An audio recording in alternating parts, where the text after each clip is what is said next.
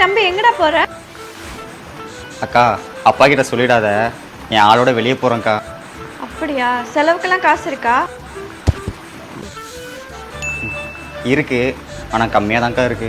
சரி, அக்கா உனக்கு 2000 ஜிபே பண்ணி விடுறேன். செலவுக்கு வச்சுக்கோ, சரியா? எதுனாலும் அக்கா கிட்ட கேளு, உனக்கு அக்கா நான் இருக்கேன். ஐயோ, இந்த மாதிரி அக்காலாம் கிடைக்கிறதுக்கு கொடுத்து வச்சிருக்கணும். நான் வரேங்க்கா. சரிடா, பார்த்து போயிட்டு வா. டேய் சனியனே, எங்க போற? ஊர் சுத்த போகிறேன். நீ ஊர் பொறுக்க போறேன்னு எனக்கும் தெரியும்டி. படிக்க போறேன்னு போய் சொல்லிட்டு ஊர் சுத்த போறியா?